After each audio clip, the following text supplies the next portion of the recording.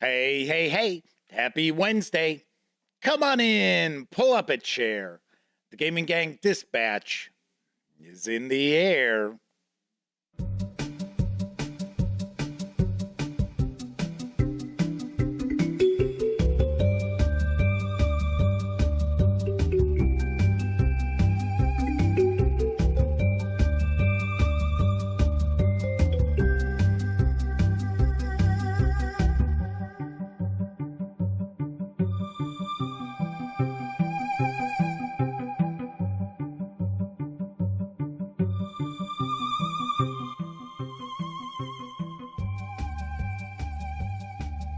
Howdy, gang, and welcome once again to the Duct Tape Studios. I'm Jeff McAleer, your host, here at the Gaming Gang Dispatch, brought to you by, incredibly enough, thegaminggang.com, which I happen to be the founder and editor-in-chief. Welcome aboard. Tonight is Wednesday, March 15th, 2023. This is live stream 899. Yes. Monday's show will be live stream 900. Pretty amazing. Pretty amazing. I still remember the first handful of live streams I did looked totally different than this. That is for certain. So if you're not overly familiar with how this show operates, let me point out, super casual, just hanging out, talking about the latest in tabletop gaming news, and then discussing a first look at a tabletop game. Normally, every once in a while, I'll do a review. But for the most part, here on the live stream, we take first looks. And we are going to be wrapping up our Pathfinder 2nd edition Kingmaker week. Yes, we have had a load of cool stuff for the Kingmaker adventure path for Pathfinder that we've been looking at the past few nights. And tonight will be no different. We're going to be diving in. We will be taking a dive into the companion guide for the Kingmaker Adventure Path for Pathfinder 2nd Edition.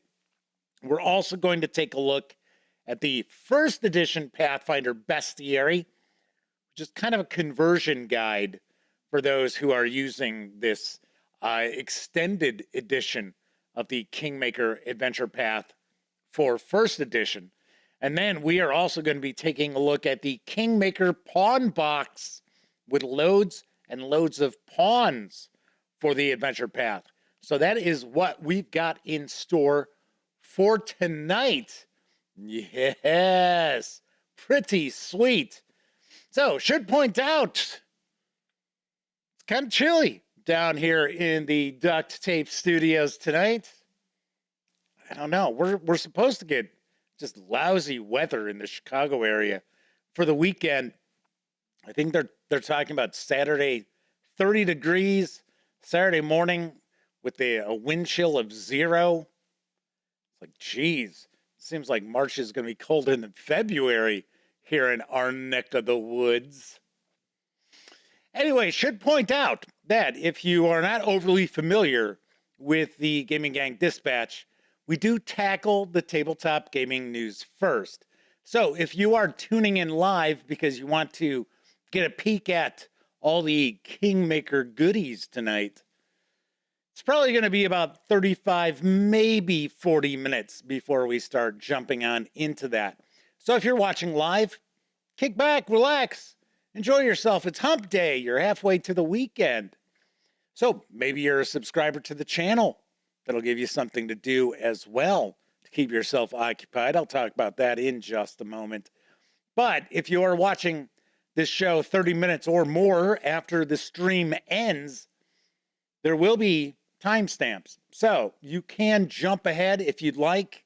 If you don't want to check out the news, although we got cool news tonight. But if you're impatient and you just got to get into the Kingmaker stuff, I can understand. by all means, use those timestamps. They are located in the show notes, or depending on what device you happen to be watching this on, could be right there in the timeline in front of you.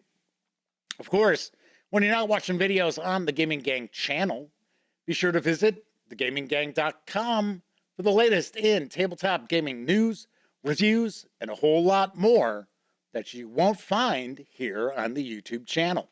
You know the drill. Get your geek on at thegaminggang.com. And of course, because this is a live stream, that means there is chat available. It's not on screen. It's one of the ways I keep some of the more unusual commenters at bay. But if you want to chime on in, maybe you got a question, comment, maybe there's something about the Kingmaker releases we take a peek at, you want to get a closer look at, by all means, let me know. Jump into chat. Do want to point out you also have to be a subscriber to the channel for at least 48 hours before you can take part in chat. Yet another way that I keep some of the more unusual commenters at bay. So first out the gate tonight was Kevin R. Smith. He's sort of our role-playing game historian in these here parts. Veteran Gray Blocks, Chuck Terrell, and Kathy Evans. Mark Dandy is with us. 245 Trioxin, Shaz, and Agent Especial are all joining us in chat. Howdy, gang. Welcome aboard. Thanks for joining me tonight. All right, so let's jump on into the news because we got a big show tonight. Big shoe, really big shoe. First off, it's a Wednesday. It's not a War Game Wednesday, but I've got War Game news. It's close. Granted, we're not looking at a War Game tonight, but I've got War Game news. Coming later this year from Osprey Games is General Orders World War II. And I've got the dope. Take command of Axis and Allied troops at the height of World War II in this first ever worker placement war game, brought to you by the designers of the Undaunted series. General Orders World War II pits competing commanders against each other in a tug of war for control over a crucial Second World War battlefield, either in the mountains of Italy or the islands of the Pacific. Players strive to seize crucial strategic assets that unlock special abilities and prevent their opponents doing the same. Balance the desire to gain these advantages with the need to secure supply lines, ward off aerial assault and artillery barrages, and protect your vulnerable headquarters in this compact and elegant two-player game. From critically acclaimed design duo David Thompson and Trevor Benjamin, General Orders World War II combines the dynamic tactical gameplay of a traditional war game with the cutthroat decision-making of worker placement games. I know, I don't know if I would say worker placement games tend to be cutthroat. Don't know. General Orders World War II is once again for 2 players. It's for ages 14 and up and supposed to play in about 30 minutes. There's no MSRP information or release date as of yet, but I do understand that there will be demos available at this year's Gen Con. So I am taking a guess. Maybe we are looking at about a September or October release. This does strike me as being probably a relatively small footprint game. I think it includes like 30 cards, and there's a game board, and I think there's something like 80 game pieces as well. So could be pretty interesting. Got to admit, Undaunted is a very interesting deck building World War II game. So definitely something that took a lot of people by surprise, gotta say. David B has joined us in chat saying howdy. They are a new subscriber, and it is the first time they're hanging out live. Well, thanks for joining us. Andres the Barba is with us as well. I should say, the DeBarbara. I don't know. DeBarbara, that would be it. Problem is, I'm looking through something to see the chat window that I'm going to move the chat window. I don't have it in my usual location. So I'm actually looking through a folded strap. So it was like, So now I see Shaz is with us too. See, if I hadn't moved the chat, I would have no idea Shaz is in chat with us. I always try to say hello to everybody who swings on in to hang out for the live show. All right, once again, general orders coming later this year. Once again, no MSRP or release date info. But I also have another war game related news piece because pre-orders have begun for Resist. And here's the latest from 25th Century Games. Spain, 1936. General Franco and his troops advanced through the territories of Spain, giving way to a long period of civil war and repression. After the Spanish Civil War, a group of loyalists to the Republic continued the armed struggle, forming resistance groups better known as Maquis. Hidden in the mountains, these men and women risked their lives to defend the ideals of democracy and freedom. Fighting against them were the army of Franco, the Civil Guard, and the armed police. But the Maquis perfected their guerrilla warfare in France during the Second World War and were determined to take back their homeland. In the head of each Maquis resonated the echo of the desire of many compatriots.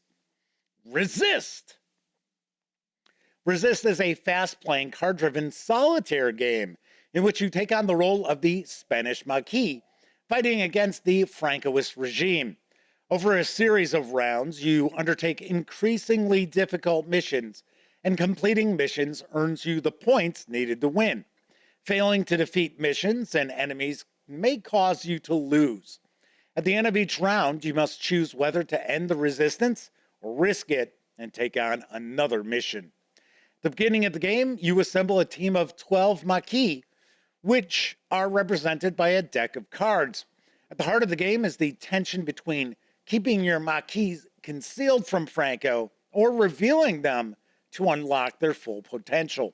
Unfortunately, revealed Maquis are removed from your deck, and you likely won't be able to use them for the rest of the game. While Resist does have some minor deck building elements, it is primarily a deck destruction game in which you have to manage your deck, balancing the decision of defeating the immediate threat with trying to move on to the next mission. Resist is, once again, for one player. It's for ages 10 and up. Plays in around 30 minutes. Will carry an MSRP of $25 when it arrives later this year. I am very surprised that they do not mention fascism, right? Because that's who the Francoists were. They were fascists. So it was a fascist government, which amazingly enough stayed in power until, wasn't it 75-ish? So I think, if I remember correctly, I think Franco was like the dictator until 73, and he was still head of state when he died in, I think it was 75. There you go.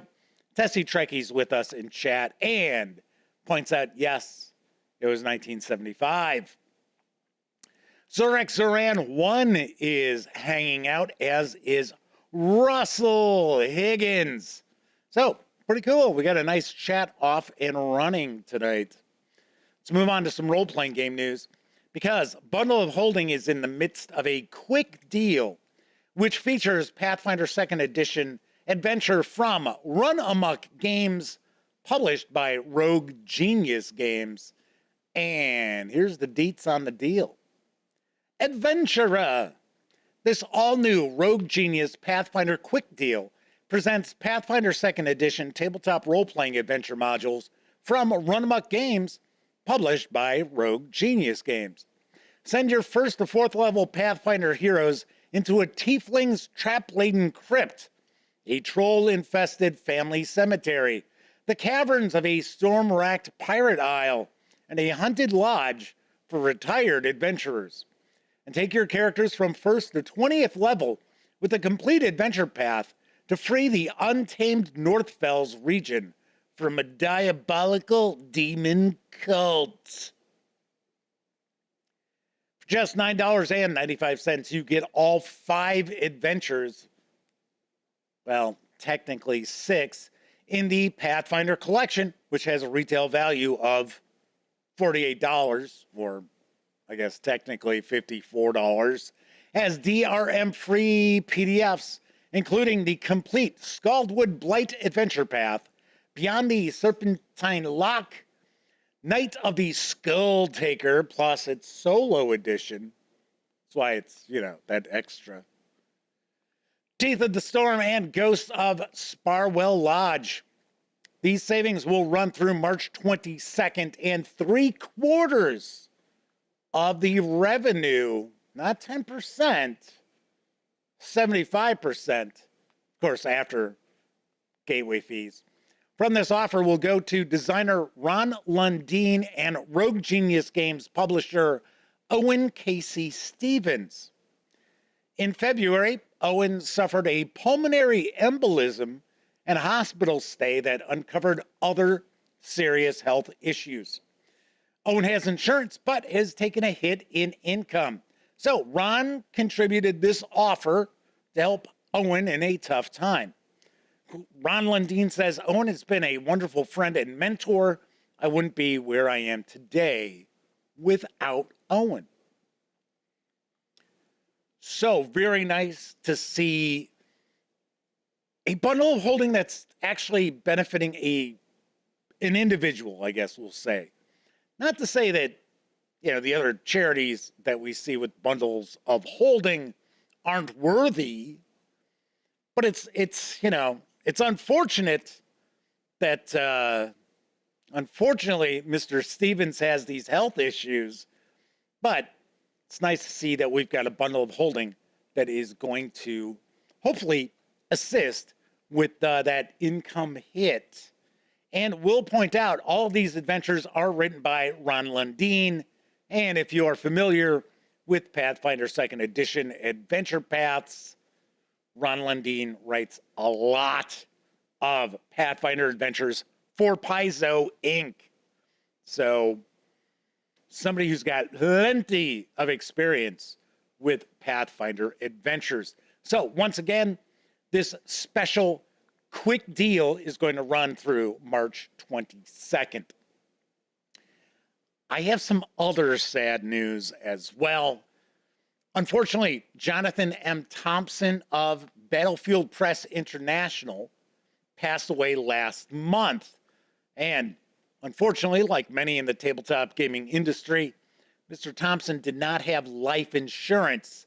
Now, currently, you can help his family by supporting a money-saving bundle over at Drive-Thru RPG.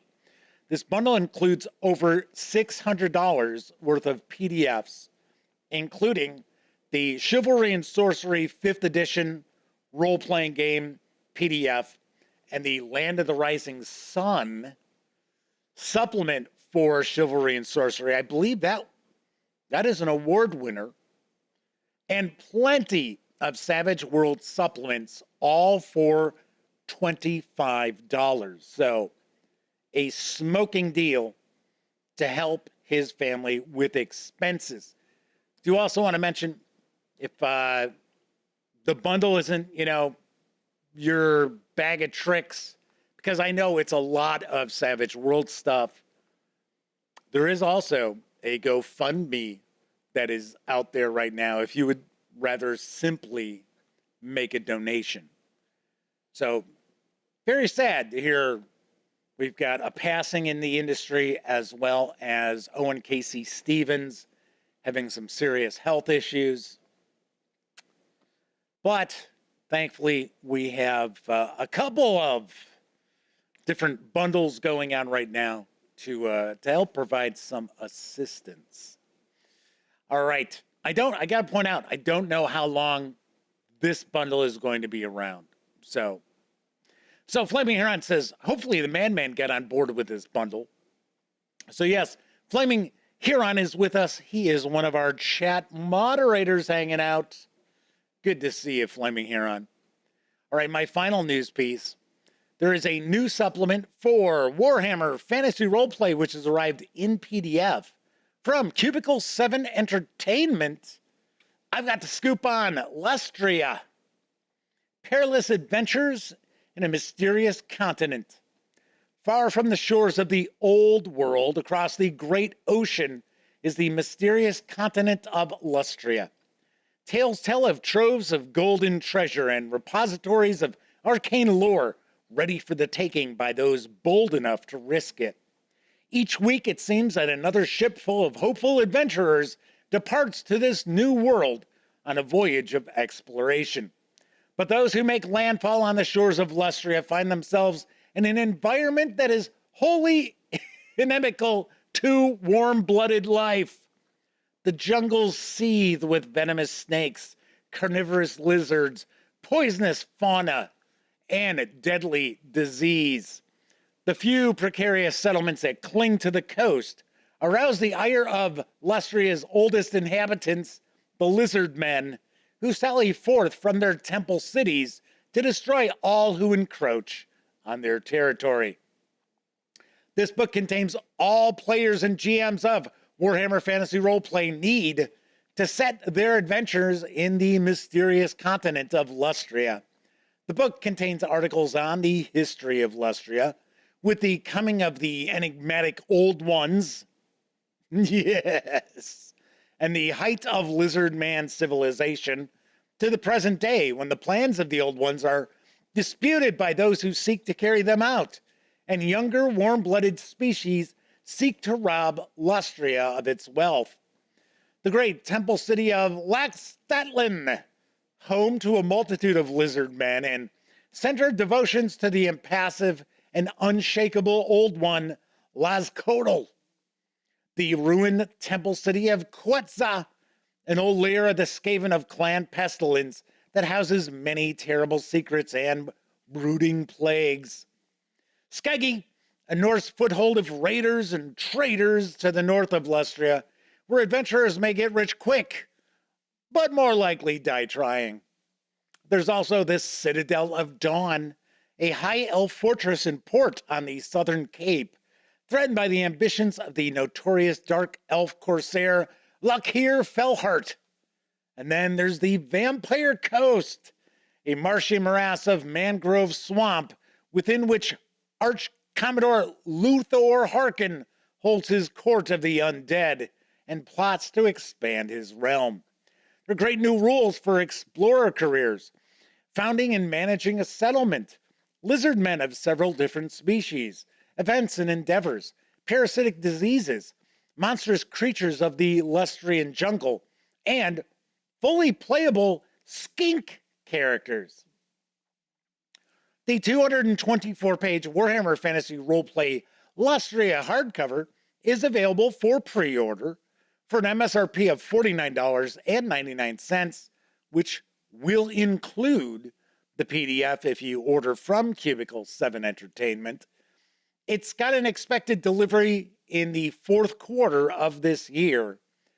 The PDF is available right now, though, at Drive-Thru RPG for $24.99. Keep in mind, if you do pre-order from Cubicle 7 Entertainment, you will receive the PDF right away. So, nice. So, Tessie Trekkie is asking, is this the first time we've seen Lustria detailed in a Warhammer Fantasy Roleplay book? At least for 4th edition, Wifrip, I know it is. And I do believe this is the setting for that new campaign that is on the horizon from Cubicle 7 Entertainment. You may recall when I interviewed Dominic McDowell at Gen Con last year, we talked about the Enemy Within director's cut wrapping up, and that there would be another shorter campaign. I believe this one's going to be 3 books in length, and it was going to be set in a completely new area of the world. This is it. So that's why we saw, prior to this, there was a supplement that came out all about the like sailing and ships and things like that, because that's how your established characters are going to get to Lustria. So there is that. So pretty cool, pretty cool. Let's hope I get a chance to see it. I don't know. I've said it a few times with the change with the PR people over at Cubicle 7 Games, or Cubicle 7 Entertainment. See, that's something else too, I should say. Starting to see things that say Cubicle 7 Games.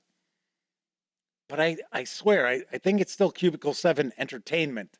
It's just Cubicle 7 Games is the web address, the domain name, to make things a bit easier. So there was a little bit of discussion about Spain, the history of Spain. So Flaming Heron says they're hoping for adventures set in Lustria, if they're being honest. It's not their usual thing to design campaigns for games, but instead one-shots. There you go. Flaming Heron points out Seas of Claws was the supplement featuring the shipbuilding skills of Santa Claus. Dope!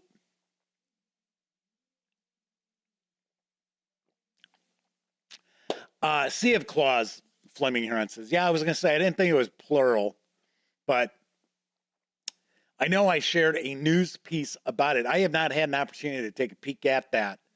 So it's been a while since we've seen some physical releases from Cubicle 7 Entertainment for Warhammer Fantasy Roleplay. We have seen quite a few various different PDFs arrive. That is for sure. So Roger Prudhomme is with us in chat. Welcome, Roger. They're pointing out, hey, I made it before intermission. Yes, you did. Pretty close. Pretty close to intermission, but it's not intermission just yet. So that is the news for tonight. Of course, I was just talking about Drive-Thru RPG. Don't forget, the Gaming Gang, thus the Dispatch, is affiliated with the One Bookshelf sites. So if you are going to go visit, say, Drive-Thru RPG or Dungeon Masters Guild or Storyteller's Vault, what have you, please stop by thegaminggang.com first. Click on one of our banner ads. That way, if you happen to make a purchase, I get a small portion of that sale. And all those nickels, dimes, and quarters really do add up and help keep thegaminggang.com around. And of course, if you like this video, if you dig the channel, if you find thegaminggang.com to be a valuable resource, hell, if you just like what we do, you can always swing on over to paypal.me/thegaminggang and making a small donation. And a big thank you to Joshua Edwards for making a donation. And it was not a small donation either. So thank you, thank you, thank you. As you can see, I am wearing my St. Patrick's Day hat, seeing that I will not be doing a show on St. Patrick's Day. And I am Irish. So, in fact, I'm first generation American. I know, I think I've mentioned that a couple of times before for St. Patrick's Day. But yeah, my father was born in Ireland, lived in Southern Ireland, and then was actually up in Belfast. So yes, Catholic up in Belfast. But that was the 50s, so not as bad as it got. So Flaming Heron says top of the morning to me. Yes. So Flaming Heron says, well, hopefully I get loaded up on some Whiff Rip releases. We'll see. We'll see what's going on. I don't know. I can't twist anybody's arm. All righty. So as I mentioned, we've got a big show tonight. I'm going to jump into this, the final episode of our Pathfinder 2nd edition Kingmaker Week. We've got 3 items we're going to be taking a deep dive into in just a few moments. But a couple of things I do want to tackle first. Number one, tomorrow is my niece's birthday. So a big happy birthday to my niece Madison. So we are going to be celebrating over at my brother's on Friday, because it's kind of silly for us to go over there 2 days in a row. So we are going to go celebrate her birthday on Friday as well as St. Patrick's Day. So we will be feasting on corned beef. Yum, yum, yum. So I make a pretty damn good corned beef. So Agent Especial says, I think I'm 0 generation in America. Yep. When you live in the Amazon. Although I know, if memory serves me correctly, Agent Especial lived in the U.S. for a bit. Lived in the U.S. for a while. So, Flaming Heron's wishing a happy birthday to my niece. Thank you kindly. Thank you kindly very much. All right. So, and the second thing I wanted to tackle was a brief intermission.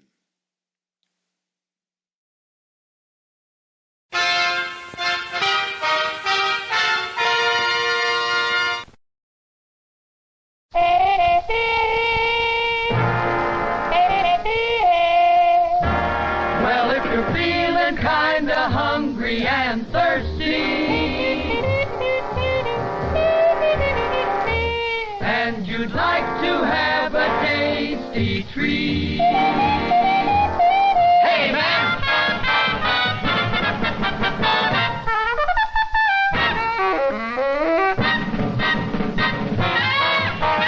Swing on down to the snack bar for wonderful things to eat.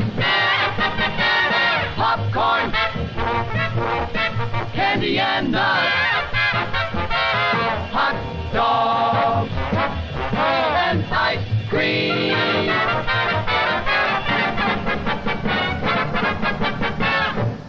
May I offer a vociferous recommendation for the cuisine and delicacies tendered patrons of the snack bar?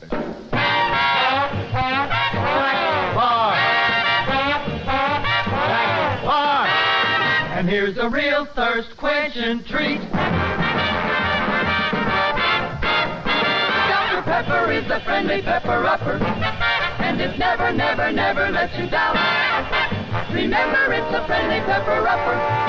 Dr. Pepper never, never lets you down. Frosty, man. Frosty.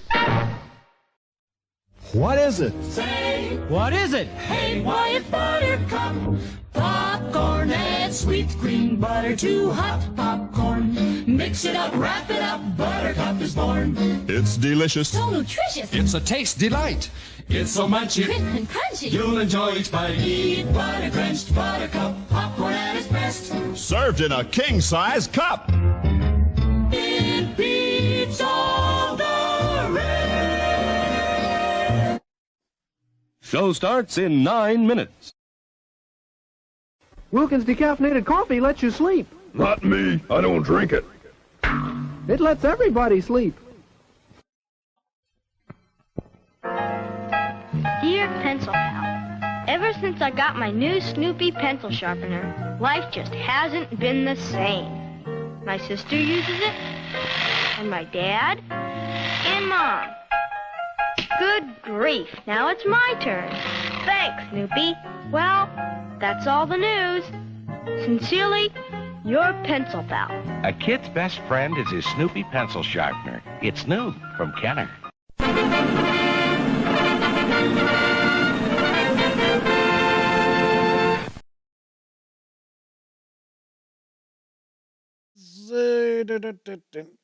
Wonkins lives. He was knocked unconscious, but he was not killed. So Flaming Heron says, okay, my ears aren't totally blown out. Actually, shouldn't have been any louder than my voice is. So both have the same limiter. So should be same decibel cutoff. I don't know. So Kevin points out, I love how they mimic the cadence of the Peanuts kid with voice actors. Yes, it was kind of like the same Charlie Brown kind of cadence to the voice. I thought that was interesting as well. All righty then, let's jump on into taking a look at Pathfinder 2nd Edition Kingmaker, the Companion Guide. It is written by Alex Agunas, Russ Brown, Jeremy Korf, Stephen T. Helt, Eric Hindley, James Jacobs, Victoria Jasko, Jeff Lee, Tom McQueen, Jason Nelson, Chris Perrin, Richard Pett, David N. Ross, and Mike Wellham. And my apologies if I've mispronounced any of those names. I'm sure there were a couple I probably messed up. This 126-page hardcover carries an MSRP of $39.99, or you can grab just the PDF alone for $29.99. So, Flaming Aaron says, yes, Jeff must be softly spoken. No, I don't know. I'm hitting the same level. Looking at my meters here, and I'm at the same level. I'll take a peek. I'll take a peek after this stream. Just make sure that they are both equal. They should be. But I had an update with Windows and screwed up all the sound settings again that I had to play around with yesterday. So I will take a look. All right. Anyway, let's swing on over to the other camera because here I've got the Companion Guide. So a few things I do want to mention is that, first of all, the fine folks over at Paizo Inc. were kind enough to provide me with all of these items that we're going to be taking a look at tonight. They provided these review copies for me, but keep in mind, neither I nor anyone else affiliated with the Gaming Gang has received any other sort of compensation for me to share this coverage with you. So it's very important that you know that. So we're not going to look at each and every page here, but we're going to get a good feel for the Companion Guide as well as the first edition Bestiary that we're going to follow this up with. And then, of course, we are also going to take a look at the Kingmaker Pawn Box. So we'll be diving on into that as well. Jason Mountain and William Aarons are with us in chat. Thanks for joining us. So William says they just had 3 delicious Italian lemon-flavored wafer rolls, and they did not have to pay those snack bar prices either. Yeah, well, we're losing out on the money at the concession stand. All right, so let's take a look at the back here. With friends like these, the heroes of the Stolen Lands can use all the help they can get. The Pathfinder Kingmaker Companion Guide presents several fully developed NPC companions ready to provide all sorts of assistance, but also several new adventures set in the Stolen Lands. Expanded rules for camping in the wilds and enduring a wide range of hazardous weather events make the Kingmaker Companion Guide an indispensable addition to your Kingmaker campaign. Double Z1 says they always have me on mute until intermission, then they turn up the volume. All right, Flaming Heron, then you can bust out the band hammer and kick Double Z1 out, since they don't really pay attention to the show anyway. They won't miss it, I guess.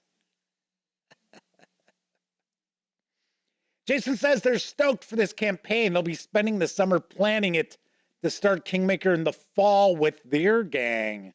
Nice. So one thing I do believe that we're going to be looking at here is, if you are familiar with the original Kingmaker, or if you have played the PC game, then you will recognize these NPCs because they are your companions, especially in the PC game. So let's take a peek here. So some of this artwork we have seen previously. At least we've seen this one previously. So I wonder if we're going to see some of the artwork recycled from some of the other books. Don't know. We'll find out. So it says here, in the Kingmaker adventure path, a band of adventurers become the unlikely rulers of a brand new kingdom. Set in the so-called stolen lands of the River Kingdoms, this campaign presents the players with a vast wilderness to explore, one infested by bandits, monsters, and worse. But not all of those the PCs meet during this campaign are destined to be enemies. Some will be allies, some will become friends, and a rare few will become true companions. The timing for each of these characters' first encounters with the PCs varies. In some cases, their introduction is included in the text of the adventure path, while in others it's left largely to the GM. Companions can also be encountered in the PC's throne room once they've established their kingdom, leading potential allies to seek out the rulers of this new land to present their cases in person. So it looks as if some of the characters will also have personal quests. I think that's what the additional adventures are that are included. So we have Amiri, who, at least in the PC game, is part of, or I should say was part of my party. It says, Amiri often claims to wield the power of giants and indicates her oversized sword is proof. Despite her bravado and fearlessness, she has an equally large need to prove her strength and find a place to belong. The PCs treat her with respect. She comes to see them as her new family and eagerly protects them and their kingdom with all her considerable ferocity. Yes.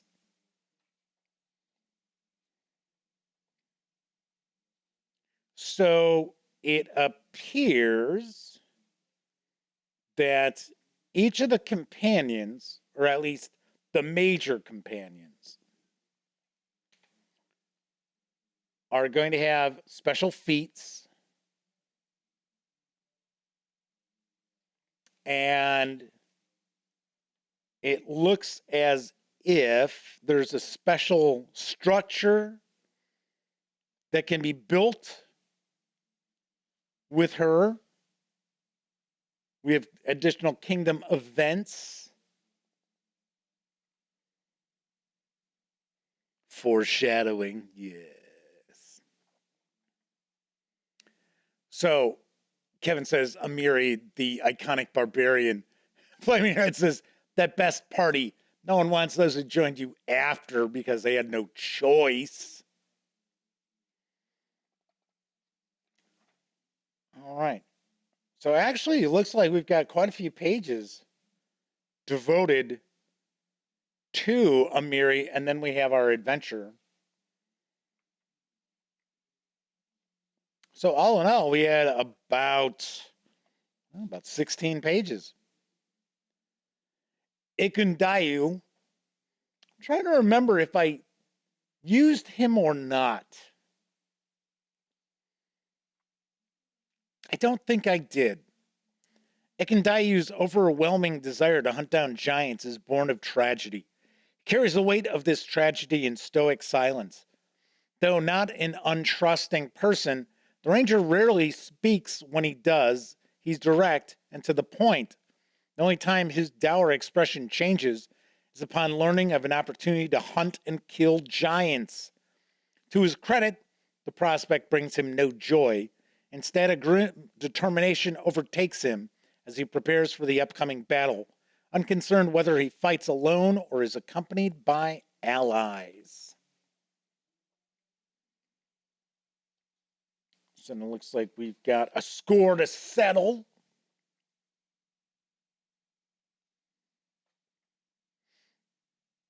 Then we've got Jubilost, another character I didn't use. In fact, I got to be honest, take a look at our sidebar here. There's some character names I'm like, that's not ringing a bell. But I do know that there are some NPCs who are evil. So, says, Jubilos Narthropple is a gnome of many words, often spoken in multiple languages, usually delivered with biting observations and veiled insults that few want to hear, even if they might benefit from his well-intentioned but undiplomatic suggestions. Jubilos would like to give off the impression that he's a well-traveled gnome, but when the PCs first meet him, the majority of his travels have been made in his mind's eye, while voraciously reading books about cartography, geography, and exploration from the safety of home. The gnome didn't limit his time to reading, though.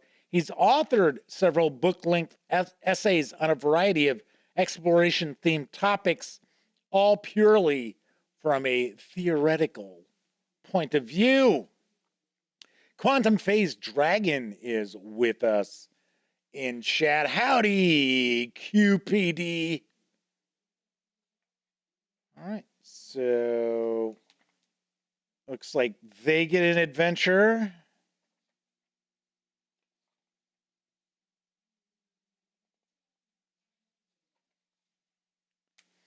Okay, then we got Lindsay. She is part of the party that I've used in the PC game. The storyteller Lindsay left Galt years ago, hoping to perfect her craft in the fabled domain of Pictics. However, it wasn't long before she realized Pictics' reputation as a center of the arts was more propaganda than reality. While she could sense the city's artisans struggling to produce original work, the overwhelming regime of suppression and meddling put in place by King Iravetti made that difficult at best. Instead of learning new stories, Lindsay learned the value of resistance and rebellion in Pyrrhix. Inevitably, these themes crept into her artwork, and when a raunchy limerick she wrote about King Iravetti became unexpectedly popular, she was expelled for impudence toward persons of the highest esteem.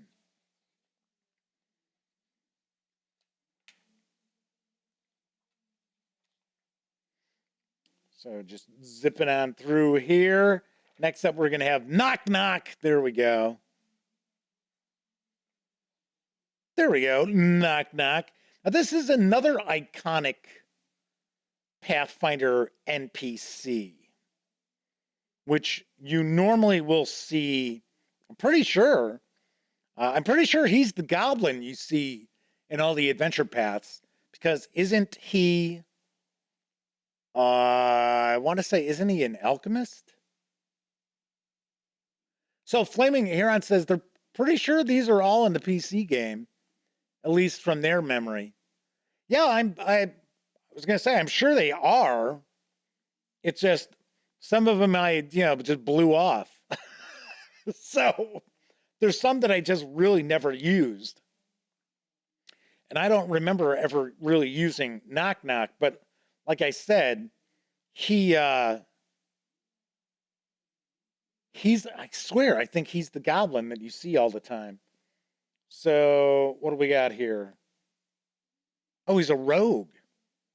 Okay. What is he? Is he neutral? I'm kind of curious.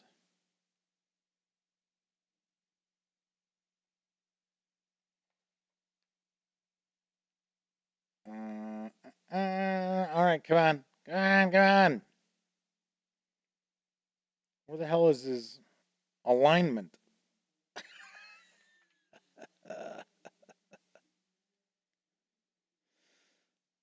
I don't know. Weird. I'm not seeing it. All right. Moving right along. So, yes, there's also an adventure there. Now, Tristian, I remember this character. He's one of the, I don't know, not one of the best of the PC characters. He's kind of weak in a lot of respects. Although you know basically stat him up however you want. Flaming Heron says he is chaotic evil according to the wiki. So I was gonna say I don't recall using him. I remember running across the character in the PC game. So, all right, then we have Valerie. Valerie is, at least in the PC game, she is usually my tank. So, due to her flawless, almost supernatural beauty, Valerie has been at the center of everyone's attention ever since she was a child. Born into a noble Breivik family, the young girl soon became a shining star of high society. She quickly had to learn to resist the unwanted advances of countless admirers, and she found that a combination of cold arrogance and impeccable distant manners created a welcome shield. Her father had chosen a great destiny for Valerie. She was to become a champion of Shellen. However, the teachings of obedience and humbleness before the goddess of beauty and love appealed to Valerie no more than the adoring pursuit of unwanted quarters. For many years, she struggled with her desired respect, her father's wishes, and leaned into the martial aspect of her training. Yet one cannot force devotion, and it was only a matter of time before Valerie's patience expired, and in a fit of frustration, she railed against traditions of Schillen's teaching, denouncing the concept that beauty and art could ever serve as anything more than hollow praise and delusions of fulfillment. So yes, there's a bit of knock-knock going on. Kevin says in first next act, Agent Especial is going to do who's on first? I don't know. Yes. So if I remember, isn't it today's pitching, tomorrow's catching? All right. So yes, I always have Valerie as part of my PC team. Harem is a dwarf. He comes and goes for my PC game. Harem is a dwarf full of contradictions, the well-meaning servant of a god who waits for the destruction of all things. Harem is, in a word, grumpy. Never blessed with talent for creation, he still takes no joy in demolition. Each night he simply knows everything is a day closer to the inevitable end. He does his very best to help others prepare for the coming oblivion, even though none of them will survive it. Rarely do his efforts earn him praise or gratitude.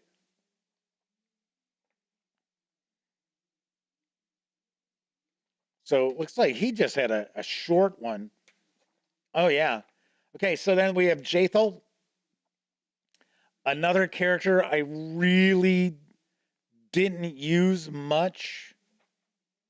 Then we have Kaliki and Knerith. If I remember right, I think they're sisters. They're twins, if I remember. Don't use them. I don't use them in my group. So, Jathal is an elf from Kyonin who is not quite alive. After several centuries navigating the subtle and vicious intrigues of Kyonin, Jathal's own schemes culminated in heinous crimes. She repeatedly sought to restore vivacity to her life and pursue perfection. Inspired by the rituals of the pallid princess Gathoa, goddess of indulgence and undeath, Jathal harvested her own flesh and blood to bestow a temporary renewed power and ecstasy over her senses and body. And then Kaliki and Kinnereth began life as separate people, twin tiefling sisters born into poverty in the nation of Quadira, whose parents, who, despite their best efforts, were never quite able to make ends meet. Left increasingly to their own devices, Kaliki and Kinnereth became more self-sufficient as a pair, but also more dependent on one another, realizing they could only rely on each other. As they grew up, both twins discovered similar knacks for supernaturally manipulating elemental energies. The fact that the twins found themselves identifying with opposing elements, Kaliki with water and Kinera with fire, ironically served to draw them even closer together with their differing skills, working to shore up each other's weaknesses. So these characters are not getting their own, well, maybe these two get their own adventure. Now, just a few more pages. Then we've got Octavia. She is a character that is usually part of my PC game party. Until very recently, Octavia was a prisoner of the Technic League, a now disbanded organization of spellcasters who sought to control and utilize dangerous technology. During her captivity, Octavia found a companion to help shoulder the burden of captivity, a half-orc magus, Regengar?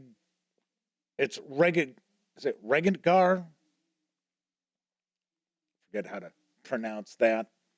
Two have been romantic, but even when their relationship skews more platonic, they remain staunch supporters of each other. After the two of them managed to escape from their cruel captors during a long trip to the east, they fled into the stolen lands. If I remember right, I think she's neutral and I think he's evil. So, raised by the Technic League, Regengar has known little but hardship since childhood. Maturing in this environment, he came to embrace certain truths that no one can truly rely on anyone else, that power is the ultimate measure of a person's worth, and that laws are sad fantasies embraced by the weak to comfort themselves while the strong take what they want.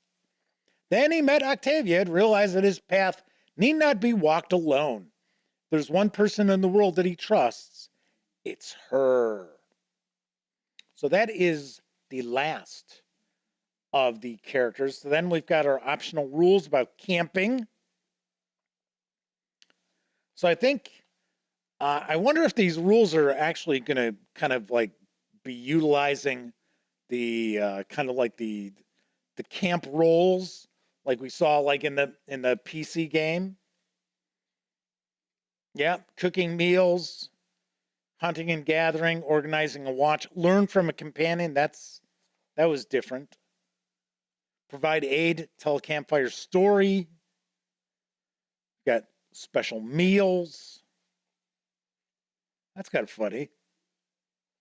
And then we're going to have some weather rules. Stolen lands weather. That's kind of, actually, that's pretty cool artwork there. It's easy to dismiss the impact of weather from the comfort of one's own home, but to wilderness explorers, severe weather can be life-threatening. If you wish to include more robust weather in your game, consider introducing the following skill feat. Predicting weather.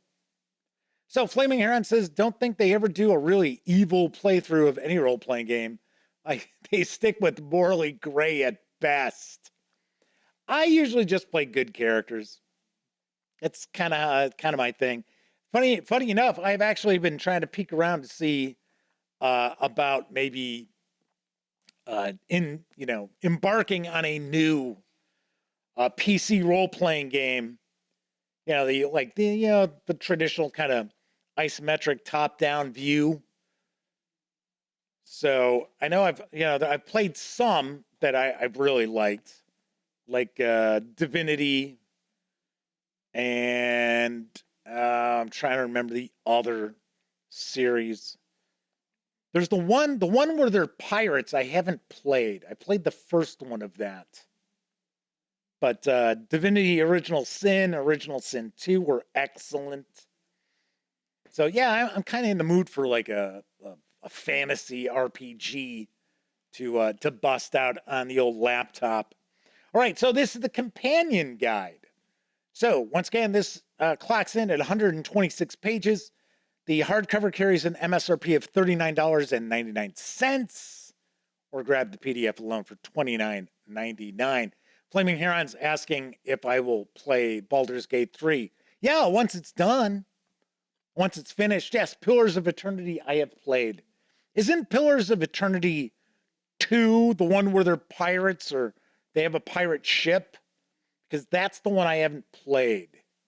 So that's one of them I'm bouncing around checking out. All right, next up, we are going to dive into the first edition Pathfinder Bestiary.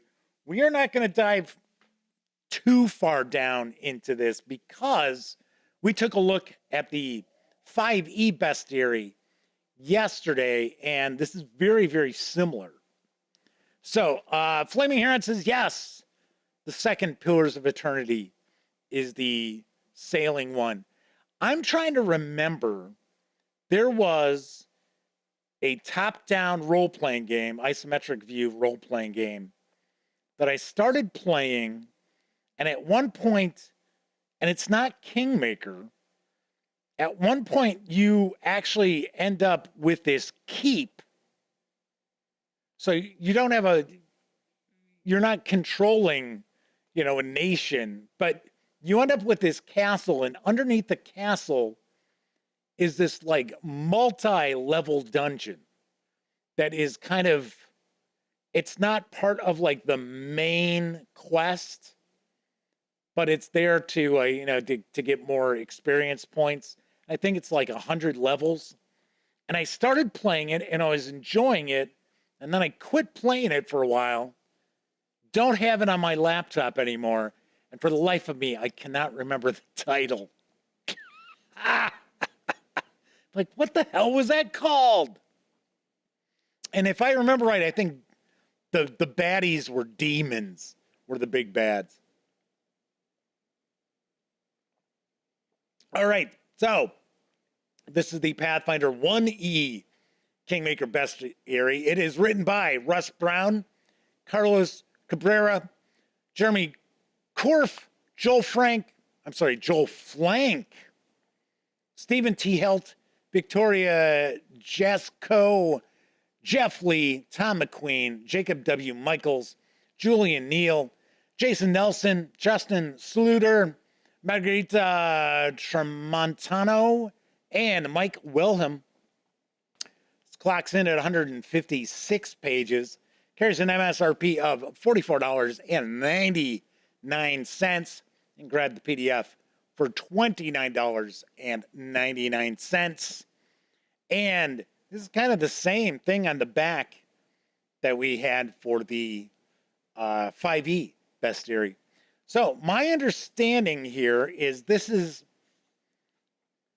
going to break down the stat blocks and everything. It's more kind of almost like a conversion guide for Kingmaker for first edition. So I know some folks out there will be thinking, well, wait a second, Kingmaker was for the first edition of Pathfinder, but this second edition has, I think it's altogether like a couple of hundred additional pages of content to it. So Flaming Heron says, Pillars of Eternity had a keep with a multi-level dungeon. Maybe that's the one I didn't finish. But I could have swore I finished Pillars of Eternity. I don't know. I'll have to take a look. There are quite a lot out there that I've never heard of. So, and I know there are a few on the horizon, including Baldur's Gate 3. So I played the first two Baldur's Gates back in the day, so I certainly will play the third as well. So it says, during the course of updating the Kingmaker Adventure Path from its original 6-volume run over a decade ago, we've done much more than simply translate rules and rebuild stat blocks. As I mentioned, taking inspiration from the Pathfinder Kingmaker video game created by Owlcat Games. Speaking of Owlcat Games, it is that's the company that's working on Warhammer 40K Rogue Trader. That looks very cool. I know some reviewers have been chiming in with some experiences with the beta, so that's looking nice. Anyway, suggestions and observations from over 10 years of feedback and our own desires to build upon the framework presented the first time around, we have expanded the scope of the Kingmaker adventure path dramatically. We redesigned the adventure to offer more than enough sandbox play for the PCs to be able to advance all the way to 20th level by the campaign's end. Indeed, some parties who focus on completing every possible encounter might find themselves hitting 20th level well before the campaign reaches its final chapter. All right, so talking about adjusting encounters, and then we're going to get into the bestiary. And I am taking a stab that it's going to just be all the same art that we saw in the 5e. So we just wanted to kind of take a quick peek through. But as you can see, I was going to say, it actually looks to me as if these stat blocks are actually shorter than the 5e. And of course, remember, a lot of the flavor text and things like that are in the adventure path. So Flaming Heron said, yeah, the keep from Pillars of Eternity is optional. And so that's why I may not have done it. Yeah, that's a possibility. So we've got the Jabberwock, Kobolds,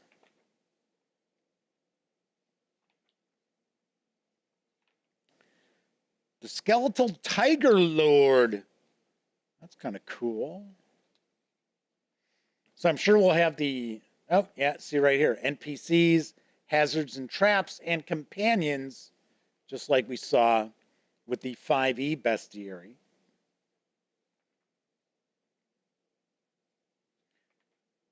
Yes, the beast. I remember we were taking a peek at that. It's a giant owlbear. Chief Suit Scale. I remember that character from the PC game. Sweet. So, if you are still playing first edition Pathfinder, which nothing wrong with that, you can certainly easily jump on into Kingmaker, and this would be the bestiary you would be utilizing. So here we've got some of the important NPCs.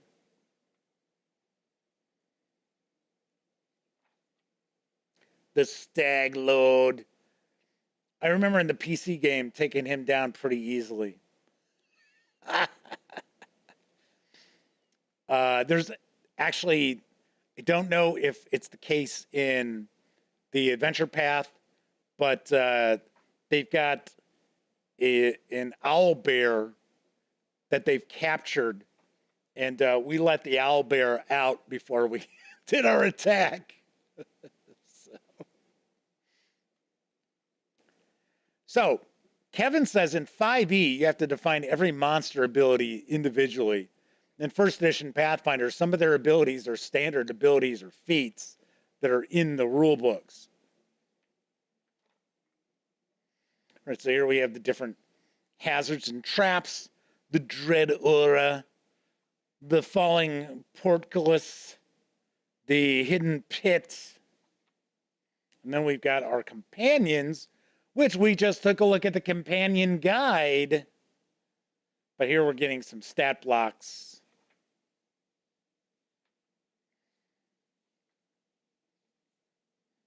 So as you can see, far, far more detail Plus, we have the individual adventures for quite a few of the companions as well. So, Double Z1 is calling it a night. Thank you very much. Yes, I will have fun at GaryCon. Thank you very kindly. Looking forward to it. Leaving a week from today. So I check in Wednesday afternoon. All right, so once again, this is the first edition Pathfinder Bestiary for Kingmaker. This clocks in at 156 pages, carries an MSRP of $44.99, or get the PDF for $29.99. Then finally, as I put stuff behind me because I've got a bunch of stuff all stacked up around me, we're going to take a look at the Pawn Box. Let's get the shrink wrap off here. This carries an MSRP of $54.99, or grab just the PDF for $9.99. All right, so let's take a peek at the back here. Threats to the kingdom. The monsters are coming.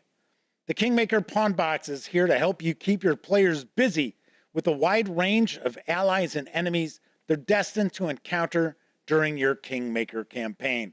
This jam-packed collection contains hundreds of monsters pulled, I should say, from both the Kingmaker Adventure Path and Kingmaker Companion Guide, perfect for use with the Pathfinder role-playing game or any fantasy role-playing game.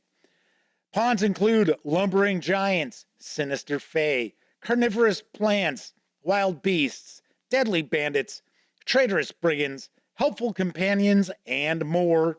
Printed on sturdy cardstock, these pawns slot into size-appropriate plastic bases from the Pathfinder Pawns base assortment, making them easy to mix with traditional metal or plastic miniatures.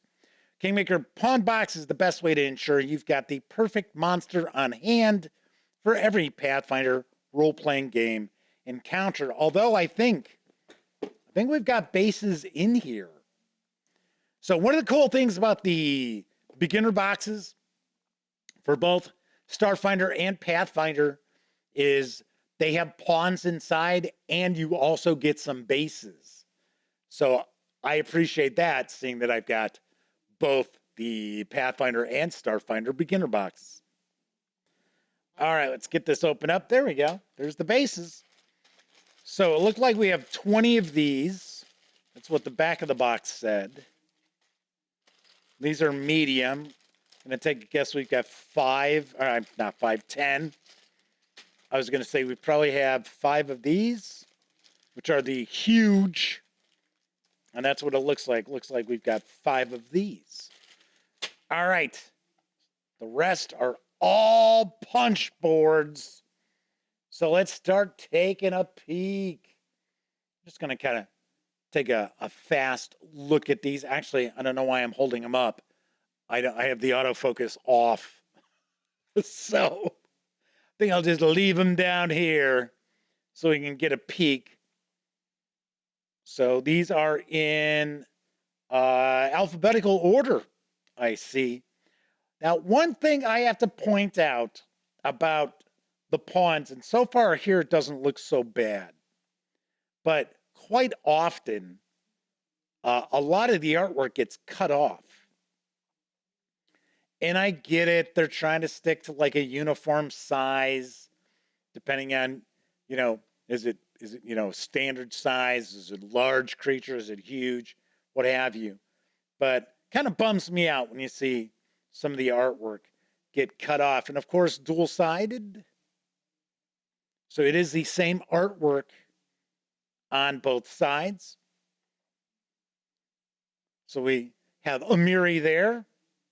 So there's her pawn.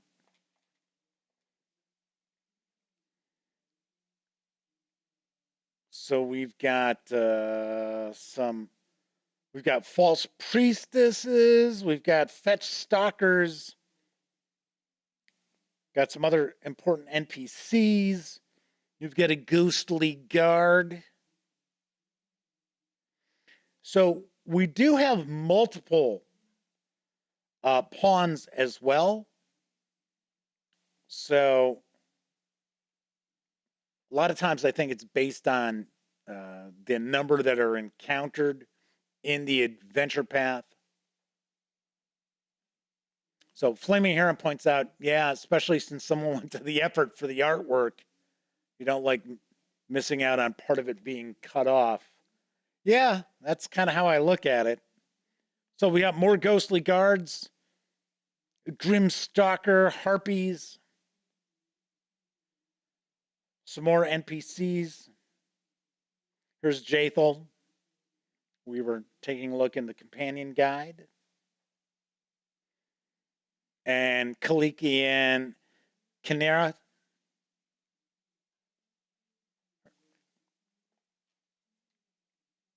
So we've got Grave Knights, the Lang Envoy. I find it really cool that there's some mythos creatures in this. But that was pretty wild. We got Mud Wretch. Oh, here we go. Mastiff. Yeah, it is a Mastiff of Tindalos. Tindalos is a mythos. So, a mythos place. I wonder if we have hounds of Tindalos. There's Nyrissa. Skeletal Champions. Very cool. And there are a bunch here, that is for sure. So we have the Skeletal Tiger Lord. There's the Stag Lord I was talking about previously. The Troll Hound. There's Tristian. Tessie Tracker says, Haster, Haster, Haster. Wargs, Web Lurkers, Wild Hunt Archers, Wild Hunt Hounds. We've got some, what does that say? Mitflits? A mitflit? But you probably can't really see, but so here's the artwork, and then it looks like it's holding a little dagger there, and then the dagger gets mainly cut off. It's what the kind of a bummer with the pawns. But I mean, that's the case with just about all of the standees that you'll see that a lot of companies produce. They're all kind of just, you know, a standard size. And then you kind of have to fit the artwork in as best you can.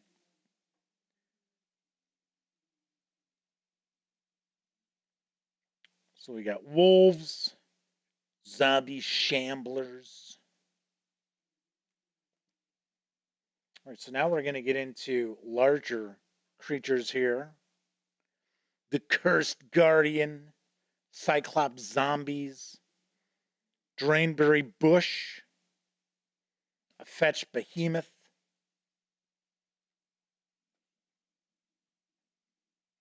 Kill Giants. We also have some other named NPCs as well here.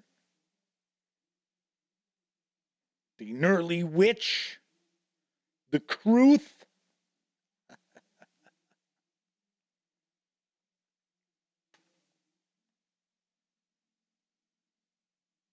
oh, we got a troll, a misbegotten troll, a snapping fly trap. That's kind of cool. I like that. A wild hunt horse, troll king, some wyverns. All right, now we're going to get huge. There's our Jabberwock, giant whiptail centipede, barbed tongue wyvern. There we go. There's Shoggoth. A skeletal Hulk. And then we've got the Beast. And a trapdoor ogre spider. So all of these punch boards are included in the Kingmaker Pawn Box. All right, come on. There we go. Let's get those on in there. Plus 5 huge bases, 10 large bases, and 20 small/medium bases. And that is what we find inside the Kingmaker Pawn Box. Once again, this carries an MSRP of $54.99, or grab just the PDF for $9.99. Sweet! So there you have it. We have taken a peek at all the goodies that are available for Pathfinder 2nd Edition Kingmaker from Paizo Inc. Those of you who have been curious, I will be doing reviews of the books. So stay tuned. Each of the books are going to get a review, although I will point out, I believe I'm going to do both the bestiaries in one video because they're very, very similar. So they're going to get one video, but the adventure itself, the companion guide, going to see the reviews for those in the very near future. So Tessie Trekkie says, Trapdoor Ogre Spider. There's one in my backyard here in Australia. Yikes. Hey, speaking of spiders, I have not seen the spider in the monitor today. Did see it yesterday. I have not seen it today. I have not seen it tonight roaming around. So it may have gone off to the big web in the sky, I guess. I feel kind of bad. I wish I could have gotten it out of there, but like I said, I'm not going to tear the monitor apart just to try to save the spider. Anyway, yes, Flaming Heron says, it's sad Pathfinder Kingmaker week is at an end. Yeah, we're going to have other weeks for different stuff. So as I pointed out, we will have, once I come back from GaryCon, we're going to have a horror RPG week. Probably going to have a Witcher week. We'll have probably later in maybe April, possibly May, we'll have a Cyberpunk Red week. So lots and lots of role-playing game fun and excitement coming your way. Now on Monday's show, because Monday's going to be the only episode that I'll be doing next week. It's going to be episode 900. Wow. And I might do a little AMA for it. Also do some news. And then we're going to do something a little different. We are actually going to take a first look at Havoc, the combat card game, which is coming to Kickstarter. So I am actually doing a Kickstarter preview of Havoc, and we're going to dive on in and just take a first look. So this box is packed with these decks of cards. So there are all these decks of cards for Havoc. So there are like historical warriors, there's fantasy warriors, and so forth. So like here, this is a dual deck of knights. So I think all in all, I've got like 18 different decks of cards. And then of course, rules and play mats and all this other stuff. We're going to take a first look on Monday's show. Flaming Heron's asking, is Elliot going to make an appearance? He is not. So Elliot is not going to make an appearance. I got to be honest, I haven't even really brought it up to him. Mainly because the big deal about having him appear on the 800th episode was he was planning on coming back to the gaming gang. And he would like to, but he hasn't done anything. So I don't know. So it's kind of silly to have him come on and then have him talk about, oh yeah, well, I'm going to be coming back. And then we're doing episode 1000 and he still hasn't come back. It's just he's busy and he's been sick. He's had COVID 3 times. And then he's had some other issues as well. So, and it's funny because his wife keeps telling him, yeah, you should really go back to, doing the game stuff. So, Flaming Aaron says, yeah, that's fair. That makes sense. Yeah. I mean, I have nothing against having him come on because we always have a good time. We're hanging out at GaryCon. So we're going to be hanging out for 4 days there. So anyway, I mean, it's not that it's like, oh, I'm not mad at him or anything like that. It's just doesn't really make much sense to have him come on when he's still so up in the air on what's going on as far as coming back as part of the gaming gang. All righty then. So that is it for this time out and for Pathfinder's 2nd edition Kingmaker Week. Of course, if you liked the video, by all means, please give it a quick thumbs up. Subscribe to the Gaming Gang channel if you haven't already. And if you do subscribe, don't forget, ding that bell, because it'll not only let you know when the Dispatch streams live Monday, Tuesday, and Wednesday evenings, usually, at 7 p.m. Central, right here on YouTube. I'll also let you know when I upload other original videos, such as my upcoming review of Pathfinder, They Watched the Stars, the 2nd chapter in the Gatewalker's Adventure Path, which you will be seeing later on this week.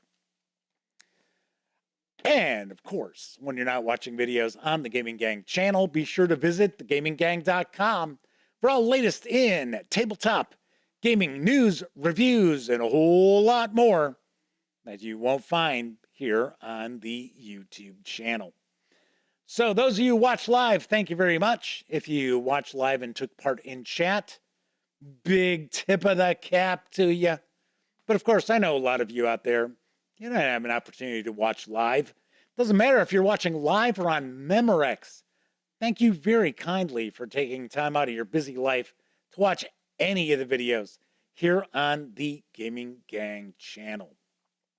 Everybody enjoy the rest of your morning, evening, afternoon, whatever time of day it is in your neck of the woods. Enjoy the rest of the week. Have a great weekend. I will be back Monday for episode 900.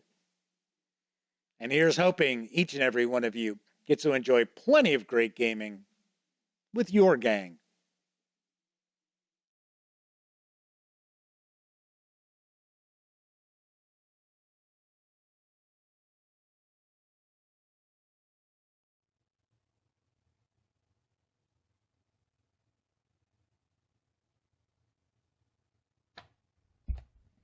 Oh, hey, you're still here. That's okay. You don't have to leave just yet. In fact, why don't you subscribe to the Gaming Gang channel right here, or take a peek at the latest live stream, or even find out what YouTube recommends you check out from the channel. And of course, I'm Jeff McAleer. Thanks again for watching.